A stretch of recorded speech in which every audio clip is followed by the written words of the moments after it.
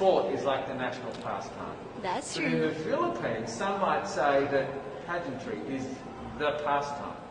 That's true. You know what? In the Philippines, we have pageants all over the places.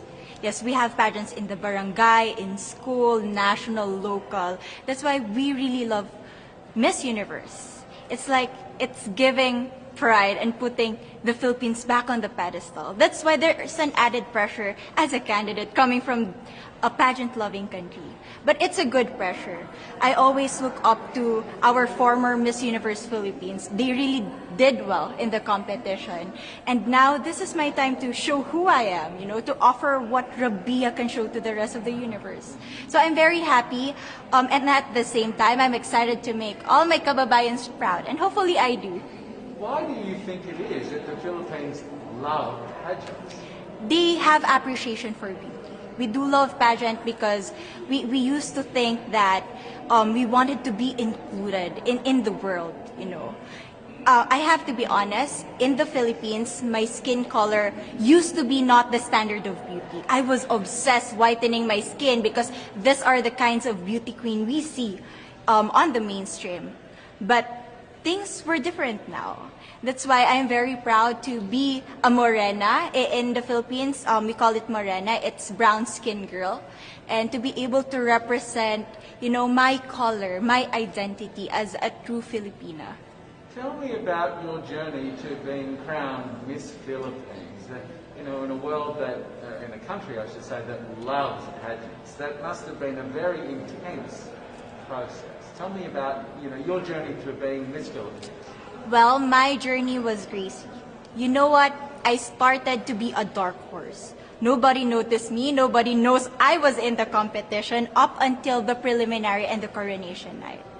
And when I won, I received different comments. Of course, there were people who didn't expect me to do well, who think that I cheated. That's why I need to redeem myself in Miss Universe. I really need to do well in this competition. And the thing is, I love pressure. I love criticism. I get better every day with that. You tell me I cannot do that, I turn to you and I'm going to say that, no, I can do it for myself. Good for you. So how does it feel then to be on the global stage? How do you feel to be here in this moment, right now? It's crazy, but I'm overwhelmed with the support, not just from the Filipino community, but also from Thailand, Latin countries who do appreciate me as a candidate, as a person. It motivates me that I am beautiful, I can offer so much in this world, and when somebody believes in you, it gives you that extra energy to really do well and perform well. Do you have a sense with the girls, all of the girls competing, you're competing, but is there a sense of camaraderie with all of the girls? Is there a real spirit to, sort of motivate each other to do better?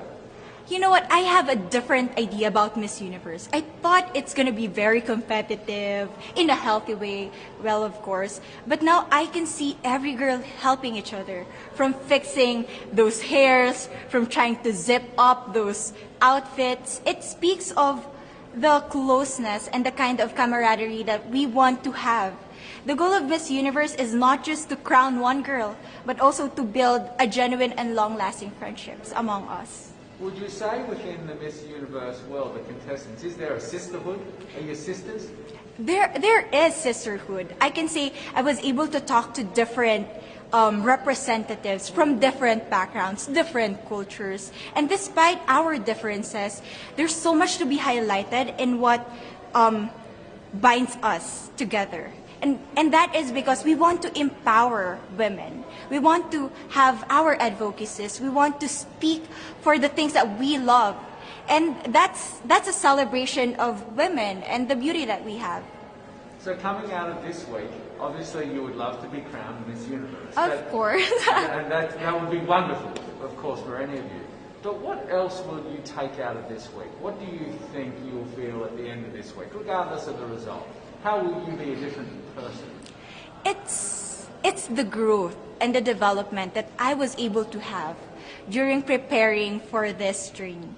I will be honest, there was a moment that I lost my identity. because I was put under pressure. I was in that position in which I feel like I'm not good enough. I'm not a good representative of my country, but I was able to bounce back stronger. And if I was able to do that for Miss Universe, I will be able to do that in life. That is my greatest takeaway from Miss Universe. Okay, so Philippines have a huge amount of fans. Yes. I want you to give us a little bit of a message to the fans here and at home. But send a message. What would you say to all the fans in the Philippines? To all my fans from the Philippines and from all over the world, maraming salamat po. Thank you so much for loving me and for believing in me. It means a lot to somebody who is so naive in this industry, who has no idea how to become a beauty queen on the first day of my journey. But because of your love and support, I was able to be the woman that I am today. And regardless of the result, I may or I may not win the crown, but one thing is for sure, I'm gonna make you all proud. You know, when I was a young girl, I used to watch Miss Universe on the television, and I thought, it's so far, it's so big, I can never get there. But to actually be here right now, knowing that in just a couple of days I'll be on that stage, whew, I'm just so incredibly happy, and to be representing for my home country, Thailand. I'm in awe, I'm in shock, and it's the best feeling in the world. I'm so blessed to be here. And I cannot wait to be on that stage and really perform and make my country proud. Well, first of all, congratulations. How does it feel to be here? Thank you. It feels amazing. I cannot believe that I'm here. You know, with the COVID situation, I'm so glad that we're all here and that there's so many girls that are able to be a part of this competition. And what it makes me realize is that the world isn't that big. When you see all the girls in the auditorium together from different countries, and everyone is so nice and so lovely, they're so warm, and I can't wait to get to know everyone. And also it's so unique to see that everyone was born into such different cultures, different languages, but we're all here together to tell our stories. And tell me about your journey, your road to getting here, you know. Just I know you obviously was Thailand, but the physical journey to get here, did you just hop on a plane and get here and it was that easy or no?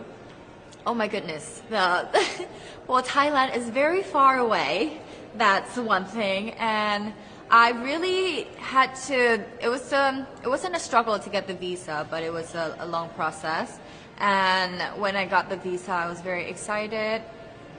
But the journey here, the physical journey, if you can believe it, it was more than 30 hours. All the way from Thailand, yes. So I had to make a stop at Istanbul, and the layover was 8 hours there. Oh my goodness. But it was so amazing. I'm so blessed that some of my teams were able to come with me as well, my national directors. So they were there to keep me company, making sure that I'm okay, and, you know, giving all the support. And in a world of COVID where you can't have family and friends, you know, come with you potentially, Yes. How important is that support here on the ground? How important is it to know that, you know, people at home are behind you? Oh my, it's absolutely everything. Knowing that you've got that support, it is the motivation that keeps me going every day. Every time I see a message online and they're saying that they're supporting Thailand, and you know, it's so nice to see the nation coming together to support their candidate, to support their representative, and it's just how a country thrives. Because we cannot thrive alone, we have to move forward together. Yeah. So I believe, though, that there are some super fans that did make it here. Can you tell me about those super fans that are just out there? Oh, they are so amazing. Every time I come down, they would be screaming, Thailand, Thailand, Thailand. We came down here at 7:30 in the morning and they're already there. I think they're camping out there. But they've been so supportive, and I actually know quite a few of them. Some of them are big YouTubers in Thailand and flew all the way here just for the competition. But you know, pageantry is so big in my home country, and it's almost like a national sport. So the whole country gets behind it. They're very supportive, you know, and they're just right behind you.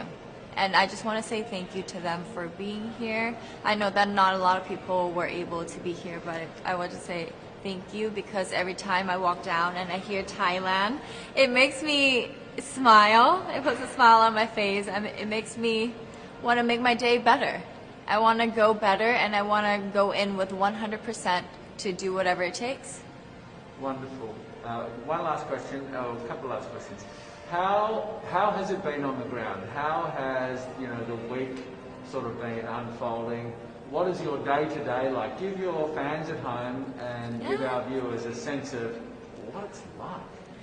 What is it like here? It is incredible. It's an incredible journey to have been able to meet all of the girls because when you know of each other online and you've been messaging, you're on WhatsApp, there's a WhatsApp group, you've been talking, but then to actually come here and meet them in reality, it's just a whole different feeling.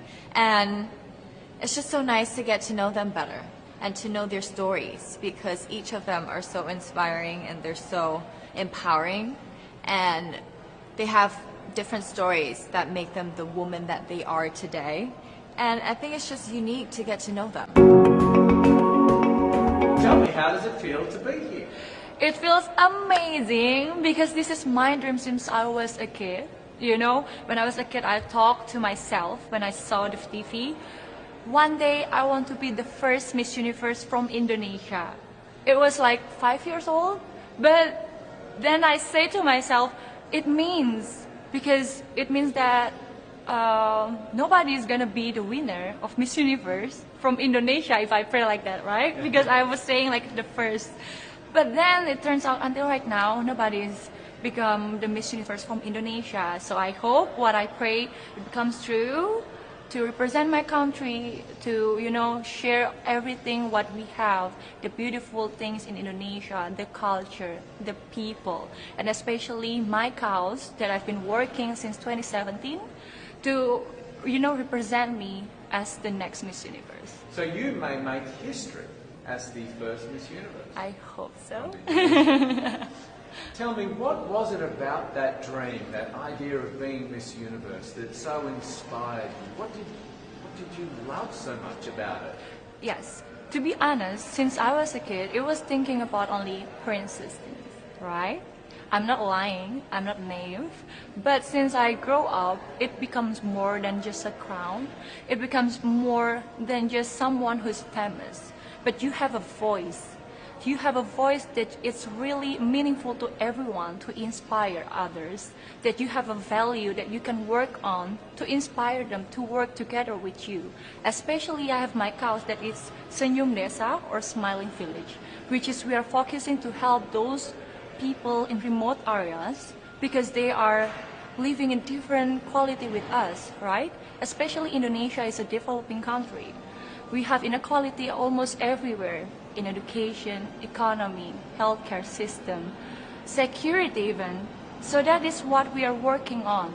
So this is the cause that I bring here to Miss Universe, and I hope that we can work together with Miss Universe organization, which we have already HIV awareness, we have Smile Train, to work together to collapse with mine so it can become more bigger, not only in my country to inspire those people, but also the universe, that we need to help those people who are in needs. Because we are not living for ourselves, as what I believe, that living by giving is the best thing for your life. Because that's when you can see the true meaning of giving love and happiness. How has your voice, your platform, your work, how has it made a difference in Indonesia? Yes. So it was started in 2017 when I was just a student. Together with my friend, we started to do this charity. But when we think it's not only gonna be like this, because we want more and more. So we need to make it formal, legally.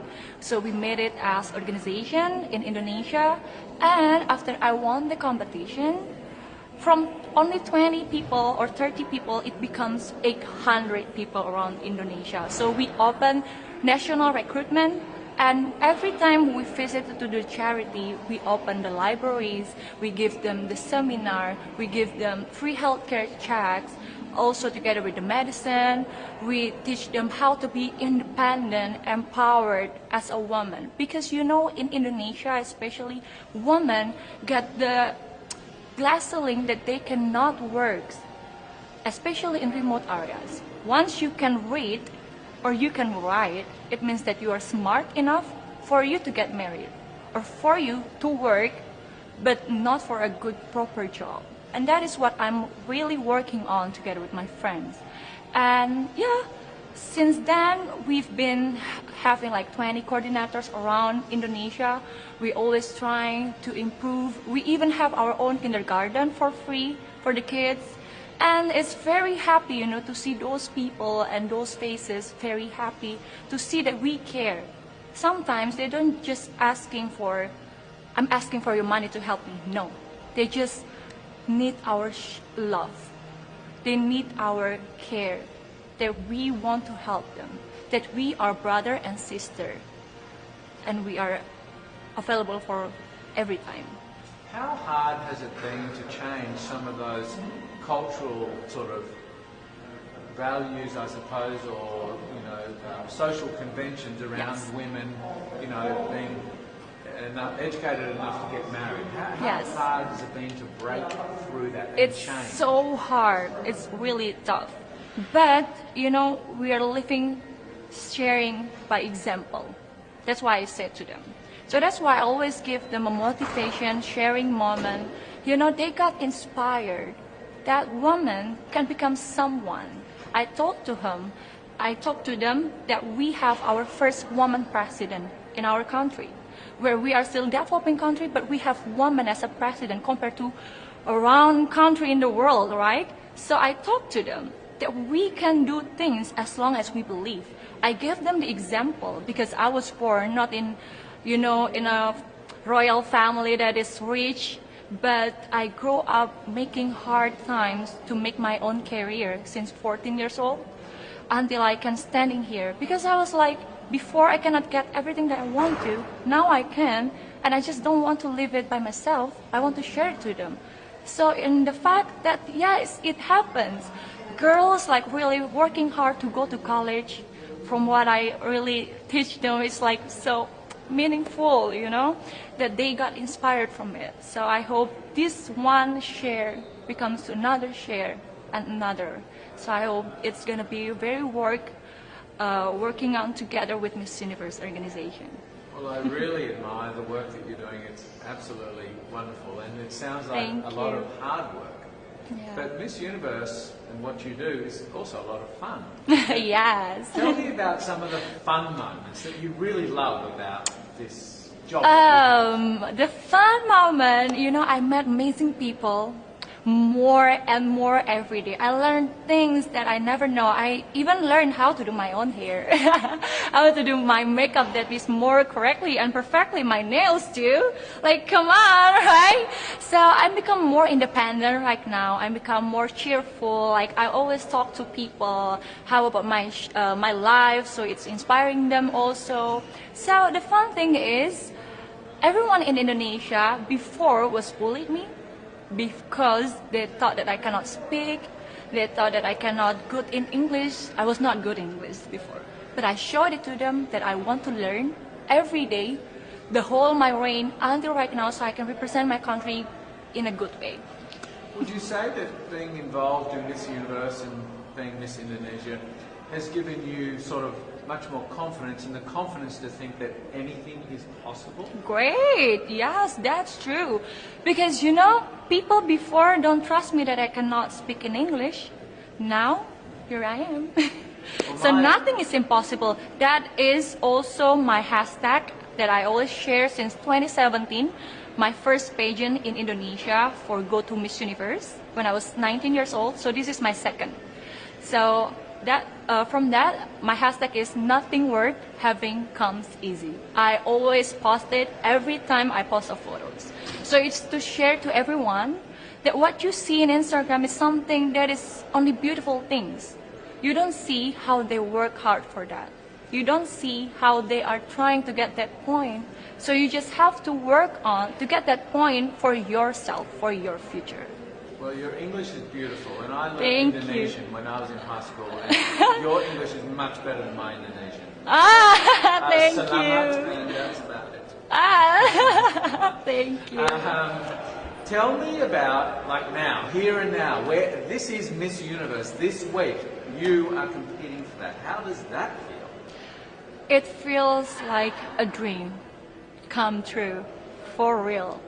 Because this is every woman's dreams in the world, to represent their country, to meet all the beautiful ladies, to share their cause. Because they are not only a woman that is beautiful and pretty, tall, but they have the confidence, they have the cause to fight for and to work together with the world. Tell me about your journey to being here. Tell me about the path to being Miss India. Well, when I got crowned last year in February, I mean, no one saw it coming, but we, immediately stepped into a lockdown, and everything that I planned for the entire year came crashing. I'm sure I'm not alone, but one thing that I've really learned during my entire journey is that it's brought a lot of humility into the entire process, and it showed me what this platform really is and what kind of work you can do, because I'm a 22-year-old, and there was a lot of things that I planned, but I never knew how to do it.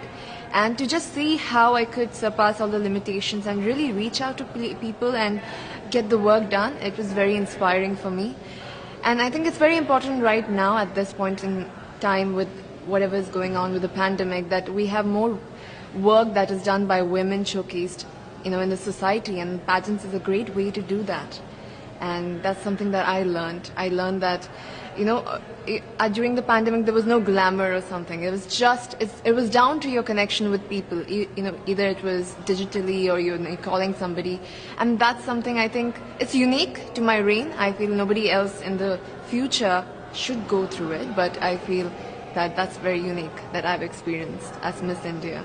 But that sounds like it's something that really sort of surprised you. You were thrown into this sort of unique situation. Yes. And is that something that you feel that is true to you, that you adapt and change and are able to make something good out of a bad situation? Absolutely. I feel like it was very challenging. It really tested me to a point that even I got COVID during the entire process, very close to the pageant.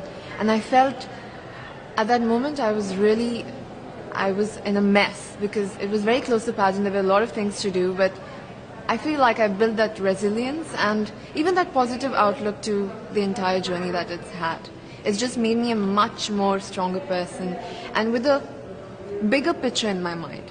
Now I don't look at small goals, I look at the entire picture. And you need to, at this point, start looking at a society frame of mind. I feel even globally when we are speaking, we usually talk, okay, it's my country, my area, my district. But with Corona coming into the picture, I feel now we need to talk about global unity. That's where it's pushing, and that's the direction of every dialogue that I can see. So I feel that's something that I learned during my process, and that's something I would want to translate into my work. I think it's interesting with the pandemic because in many ways it was a great level up. Yes. We're all now facing the same Absolutely, challenge. absolutely. And how do we come together?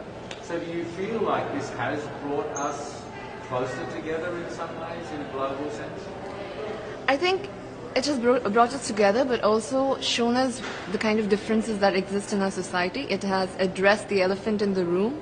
And more than a challenge right now, it's an opportunity for mankind to really look at our differences and to make sure that we have a more equal ground, because it helps everybody at the end of it. We have more women leaders and people from other genders getting into decision making. I've seen this year that there are countries led by women that have done so much better during this situation, and I feel that this encourages more women to step into leadership, and which is very exciting, especially when we are here. And I'm so grateful to have this opportunity because I've seen these women throughout the year, because I was crowned really early. I've seen their journey. I've seen the kind of inspiring work that they have done. I've really, it's given me a lot of strength to do the same in my country, using my reign. So I feel like regardless of what happens here, I feel like a winner because I've learned so much in this entire year that I've not learned in 20 years of my life. And I would want to, use that in my life. So I feel really blessed to be here.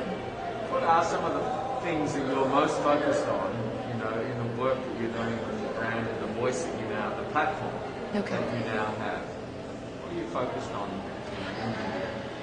In India, I feel this is an issue in India, but it resonates everywhere in the world that we have a huge gender inequality here.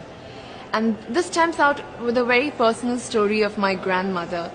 I lost my grandmother when she was 22. She gave birth to my mother and she didn't have the proper medical resources to survive. And being an ambitious girl myself, I could never digest that because I feel like everybody has the right to have a dream and to have a life, and that was taken away from her. And today I'm 22 and I'm standing at the Miss Universe platform. So life has definitely changed for our generation, but it's come with a lot of sacrifices. And I feel so many women in India right now, they are undergoing that. They also don't have the kind of opportunities. And I feel that for the human population, for our human species to change, we need that kind of equality at all levels of our society, for women to take decisions and for women to come forward. And that's going to be very exciting for our generation. I feel the youth, there's a lot of challenges that our youth is facing right now, but I feel more than challenges, these are opportunities that can really help us take that leap into a progressive society, yes. It's obviously very challenging at home at the moment in Yes. India. And do you, with those challenges, are you drawing strength out of that to represent your country and fly the flag, or do you feel like, are you pulled home to, you know, to sort of help with the challenges, because it is difficult at the moment? I've seen a lot before coming here. Even when I talk about it, I get goosebumps, you know, because I've seen mass cremations, I've seen people lying out of the hospitals, and it's a very difficult situation to be in and to just witness people suffer.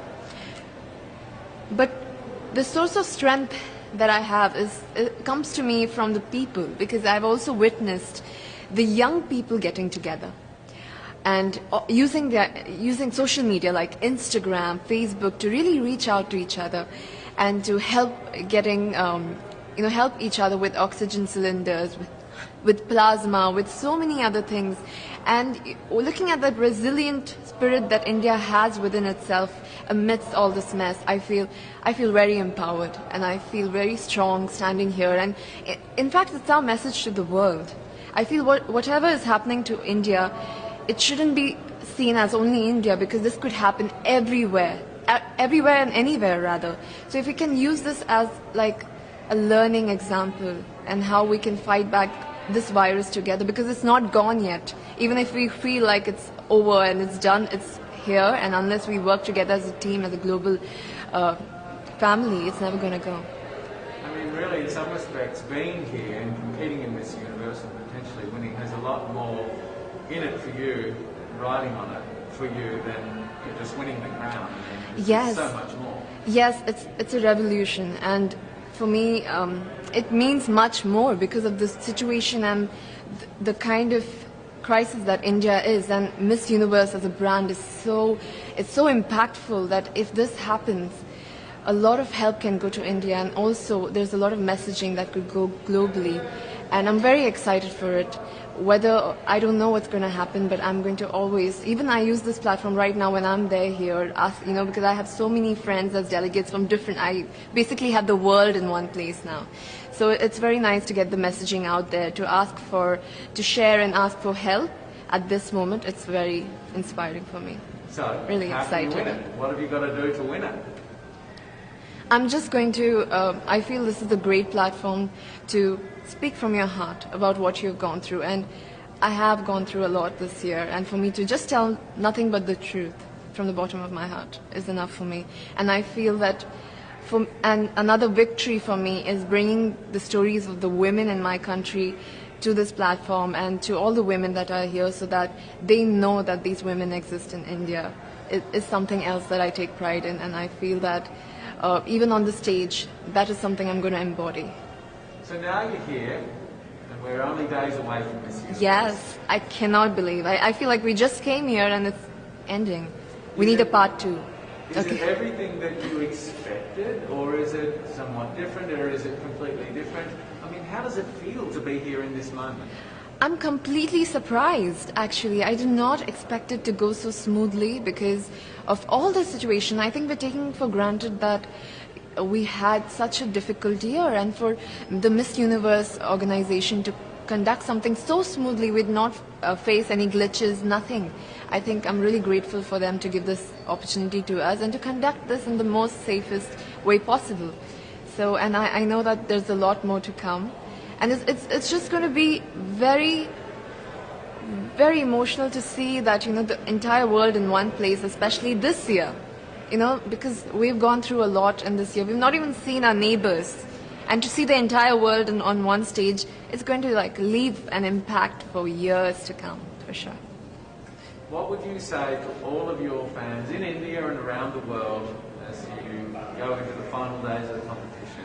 What sort of message would you send them right now? First of all, I would be grateful to them for supporting me, especially during this time. It's very emotional because when they're going through this crisis, they still made sure I got here. They still made sure I was fine, I got here, and they're sending love. I have so many people, young people that have gotten the virus, and they're still sending me messages like, do it, you can do it, you're doing so great. And I feel it's when people support you during their difficult times, you can see the love really shining, and that's the kind of blessing that I've got this time. I want to thank them for that, and I want to say that even if I'm here, my heart solely lies in India, amongst the people and whatever is going. I am sure we're going to go through this and we're going to get over this phase. But I really insist people to really take care of themselves and their families, to stay safe. And, hopefully we meet on the other side of this phase, yes. So how are you feeling? Are you feeling nervous, excited? Wait. To be very honest, I'm feeling all of those feelings in different parts of it. But mostly I'm feeling very grateful to have this opportunity, especially during this time. It's just very flooring for me.